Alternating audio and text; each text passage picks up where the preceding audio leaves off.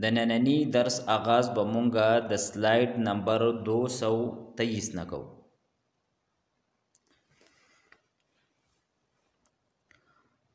او د نننی درس نه به مونږه کم اسماء مشتقه دي نو دغه شروع کوو. دینه مخکې دا خبره مونږه ذکر کړې وه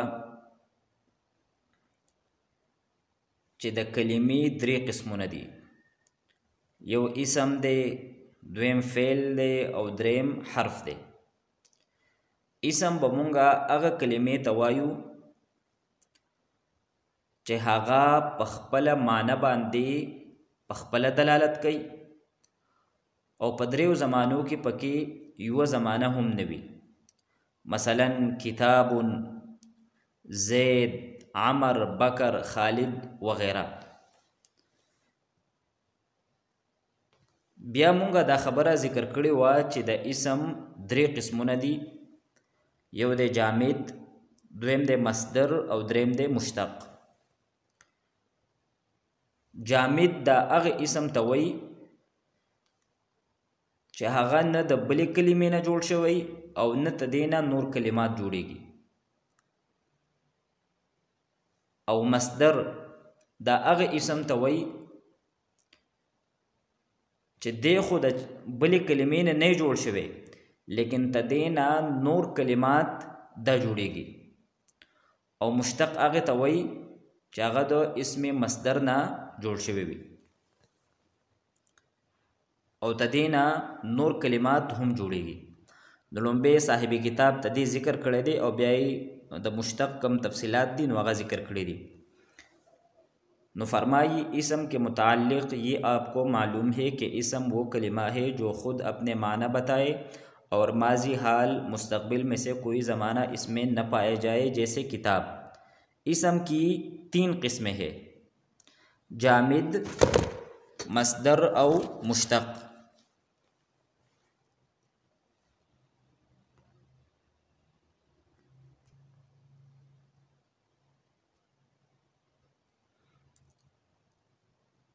اصطلاحات میں ہم ان تینوں کی تعریف پڑھ چکے ہیں.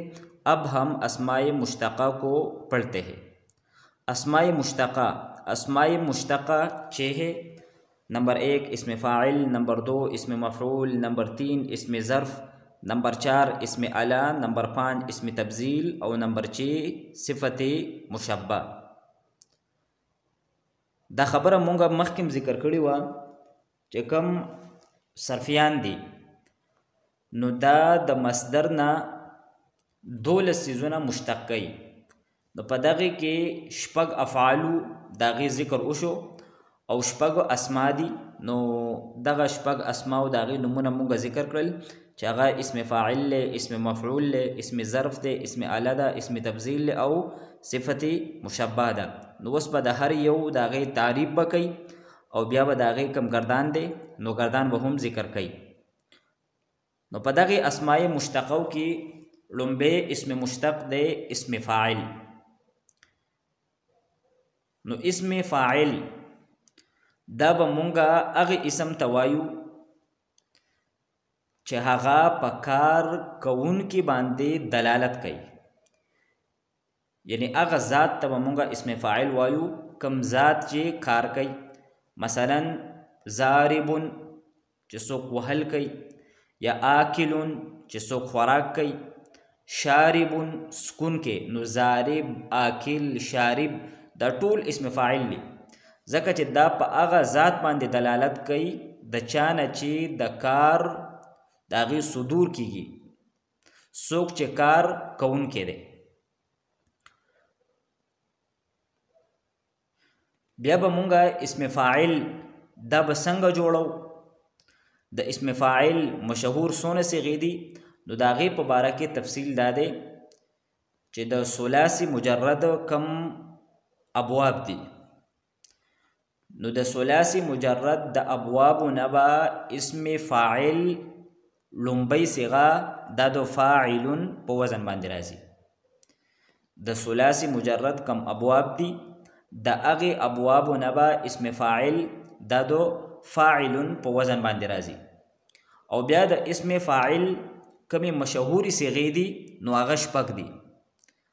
نو که مونږ یو گردان یاد کو نو د ثلاثي مجرد چې څونه ابواب دي نو د ټولو گردان د هغې گردان په وزن باندې ووي، په هغې کې بیا څه تغیر او تبدل نشته دی.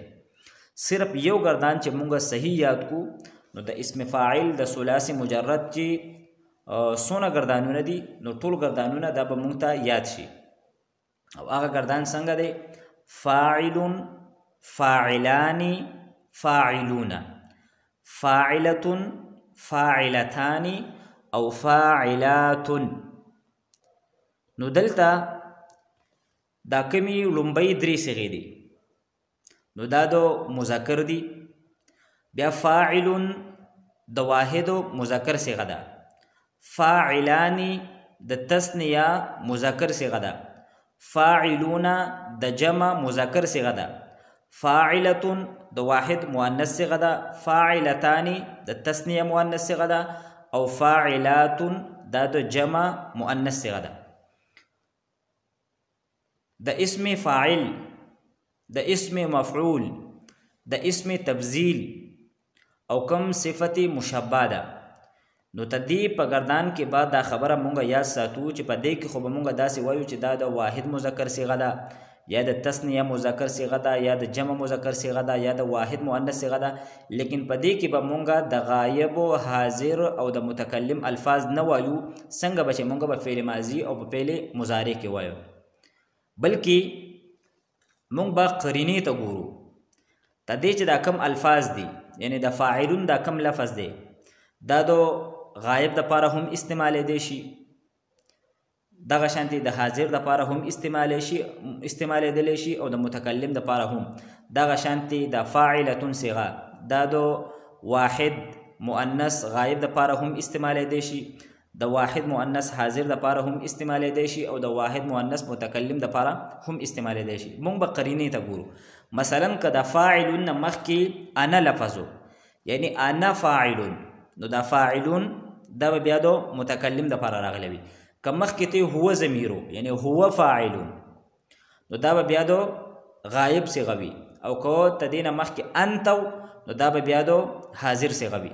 دغه شانتي فاعلتان که تدې نه مخکې داسې چې نحنو فاعلتان نو دا وسو د متکلم صيغه ده ځکه چې نحنو د متکلم د پاره راځي. او که تدې نه مخکې هن داسې وي هما فاعلتان نو دا به وسو د غایب صيغه وي. او یا انتما فاعلتان نو دا وسو د حاضر صيغه ده. نو په دې کې به مونږه داسې به وایو واحد مذکر صيغه، د تثنیه مذکر، جمع مذکر، د واحد مؤنث، تثنیه مؤنث او جمع مؤنث.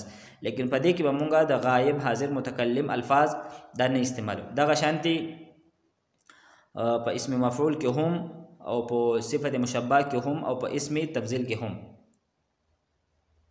او کوم د اسم ظرف او د اسم علی گردان دی نو په هغې کې به مونږ صرف د واحد تثنیه جمع الفاظ وایو، په هغې کې به مونږ مذکر به هم نه وایو، مؤنث به هم نه وایو، او دغه شانتې غایب حاضر متکلم دا به هم مونږ نه وایو. والثلاثي مجرد کې ابواب سے اسم فاعل کی گردانې. نو لومبی باب دی ضاربون، ضاربان، ضاربون، ضاربتون، ضاربتان، ضارباتون. دغه شانتې گردانونه دا نور هم دي. فرق صرف دا دی چې د حروف دا بدلیږي. نور په حروفو باندې چې کم حرکات دي او د حروفو کم تعداد دي نو هغه یو شانتي دي. نو فاتحون گردان هم دغه شانتي دي، د ناصرون، سامعون او د حاسبون هم دغه شانتي دي. دی وایي نوټ باب فعلا یفعلو یعنی کم شرفا یشرفو دی، کرما یکرمو دی. چونکه دا بابو لازمی استعمالیږي نو دی وجه نه تدینه اسم فاعل نه راځي بلکې د اسم فاعل په ځای باندې تدینه صفت مشبہ دا استعمالیږي. اوس وایي صیغه اور معانی بتائیے. نو ذاهبون دا د جمع مذکر اسم فاعل صیغه ده، تلون کی سړی. ذاهبتون واحد مؤنث اسم فاعل، تلون کی زنانا د فاعلتون په وزن باندې. عابداتون عبادت کون کی زنانا جمع مؤنث. عابدون جمع مذکر اسم فاعل عبادت کون کی سړی. جالسانی دوا سړی کی ناستون کی. د تثنیه مذکر اسم فاعل صيغه ده. عالمانی دوا پوها سړي، دا هم د تسنیه مذکر اسم فاعل صيغه ده. عالمتان تسنیه مؤنث، دو پوها زنانه. سائلون جمع مذکر تپوس کوونکی سړي. که آخر کې صرف الف او نون نو دا به د مذکر اسم فاعل صيغه ده، او که په منځ کې تا وه یعنی عالمه تانې چې دی نو دا به تسنیه مؤنث وي، او چې دا وو او نون پکې راغلی نو دا به د جمع مذکر صيغه وي. سائلات او چې الف او تا پکې راغلی نو دا به د جمع مؤنث وي. سائلات تپوس کوونکي زنانه. جالستان تسنیه مؤنث کیناستونکي دو زنانه. ذاهبان تلونکي دو سړي تسنیه مذکر. ذاهبتان تلونکي دو زنانه تسنیه مؤنث. وس عربی بنائیے. سب مرد کام کرنے والے نو فاعلون جمع مذکر. سب عورتیں بیٹھنے والی جالسات جمع مؤنث. دو عورتیں عبادت کرنے والی عابدہ تانی تسنیہ مؤنث. ایک مرد بیٹھنے والا جالسن. دو عورتیں پوچھنے والی سائلتانی تسنیہ مؤنث. دو مرد پوچھنے والے سائلانی تسنیہ مذکر. ایک عورت جاننے والی عالمتن. اسماء مشتقو کی دویم اسم مشتق دے اسم مفعول. اسم فاعل اسم مفعول دا د اسم فاعل الٹ دے. نو اسم فاعل هغه ذات ته وایي چې څوک کار کوي، او اسم مفعول دا هغه اسم ته وایي چې په چا باندې د فاعل فعل دا واقع شوی. اسم مفعول دا هغه ذات ته وایي چې په هغې باندې د فاعل فعل واقع شوی. مثلا منصور مدد کړی شوی، مدد کړی شوی یعنی چې چا مدد شوی. یا مفتوح کلاو کړی شوی، یا مضروب وهلی شوی وغیره، نو دا اسم مفعول دی. څنګه چې د اسم فاعل لپاره د ثلاثي مجرد نه ځان له صيغې راځي او د ثلاثي مزید فيه نه ځان له راځي، او د دواړو د جوړولو ځان له طریقه ده، نو دغه شانتي د اسم مفعول په باره کې هم ده. نو دلته صاحب کتاب صرف د ثلاثي مجرد نه به اسم مفعول مونږ څنګه جوړو د هغې څونه صيغې راځي د هغې ذکر کړی دی. نو کوم د ثلاثي مجرد ابواب دي نو د هغې نه به اسم مفعول دا د مفعول په وزن باندې راځي، یعنې هغې کومه لومبۍ صيغه ده هغه به د مفعول په وزن وي. دغه شان د کوم اخرنۍ صيغه دی نو په هغې ټولو کې به د مفعول دا لفظ وي، صرف د اخر نه به بدلیږي. نو چې دا قانون مونږ ته یاد وي چې د ثلاثي مجرد د ابوابو نه به اسم مفعول دا د مفعول په وزن باندې راځي، او تدې هم کوم مشهوري صيغې دي نو هغه شپږ دي. نو چې دغه یو ګردان مونږ یاد کو نو دا ټول ګردانونه دا به مونږ ته خود به خود یاد شي. نو ګردان یې څه دی؟ مفعول، مفعولان، مفعولون، مفعولة، مفعولتان، مفعولات. نو چې دا یو ګردان دا مونږ ته صحیح یاد وي. سلائڈ نمبر 236 ثلاثی مجرد کے ابواب سے اسم مفعول کی گردانیں مضروب، مضروبان، مضروبون، مضروبۃ، مضروبتان، مضروبات. نو دقه شانتی د دې یو گردان په شانتی دا نور ټول گردانونه دي. فرق صرف دا دی چې په حروف دا کم الفاظ دي، دا کم حروف دي، دغه حروف دا به بدلیږي. نور د حروفو کم تعداد دی او په هغې باندې چې کم حرکات دي نو دا یو شانتی دي. مفتوح، مفتوحان در آخره پوری دغه شان دي. منصور، مسموع، محسوب او مشروف هم دي. سلائڈ نمبر 234 اعراب لگائیے، صیغے اور معانی بتائیے. مسئولتان، مسئولتان نو دا دو تسنیه مؤنث اسم مفعول صيغه ده. معنی دا ده دو زنانه پختنه کړی شوي یا دو زنانه تپوس کړی شوي، یعنی د دو زنانو نه تپوس کړی شوی دی.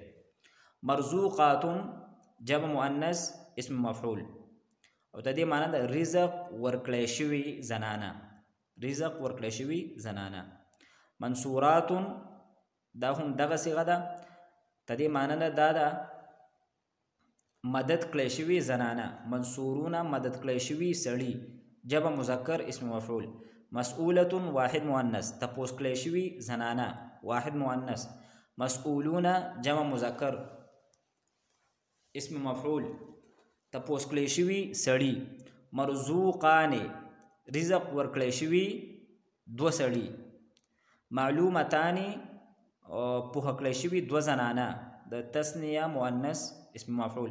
معلومون جمع مذکر اسم مفعول پوهه کړی شوي سړي یعنی ډیر سړي. مسئولات تپوس کړی شوي ډیرې زنانه جمع مؤنث. معلومه واحد مؤنث پوهه کړی شوي یوه زنانه. معلومات پوهه کړی شوي ډیرې زنانه ټول د اسم مفعول صیغې دي. مفتوحان دوه کلاو کړی شوي تثنیه مذکر. مفتوحات ډیر کلاو کړی شوي نو دا د جمع مؤنث صیغه ده. Slide number 235 अरबी बनाइए. मदद किए हुए दो मर्द. नो मंसूरानी पूछी हुई सब औरतें. मसऊलातुन जानी हुई दो औरतें. मालूमतानी पूछी हुई दो औरतें. मसऊलतानी पूछे हुए सब मर्द. मसऊलून रिज़्क़ दी हुई एक औरत. मरज़ूक़तुन रोकी हुई दो औरतें. ममनूअतानी रिज़्क़ दी हुई सब औरतें. मरज़ूक़ातुन रिज़्क़ दिए हुए सब मर्द. मरज़ूक़ून. नू नन چې دا کم درس مونږه ذکر کو نو په دې کې مونږه د اسم فاعل او د اسم مفعول ذکر کو. د اسم فاعل د ثلاثي مجرد نه قانون دا دی چې د ثلاثي مجرد نه به اسم فاعل دا د فاعلون په وزن باندې راځي او اسم مفعول به د ثلاثي مجرد نه د مفعولون په وزن باندې راځي. بیا د اسم فاعل هم مشهوري شپږ صيغې دي او د اسم مفعول هم مشهوري شپږ صيغې دي.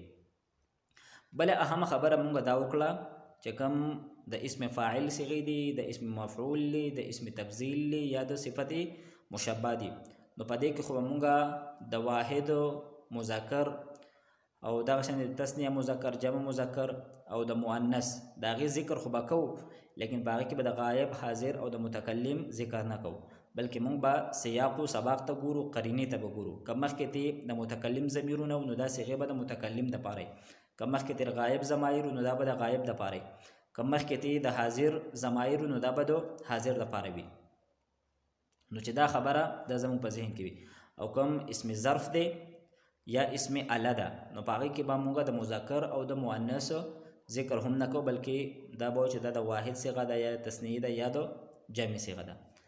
واخر دعوانا ان الحمد لله رب العالمين.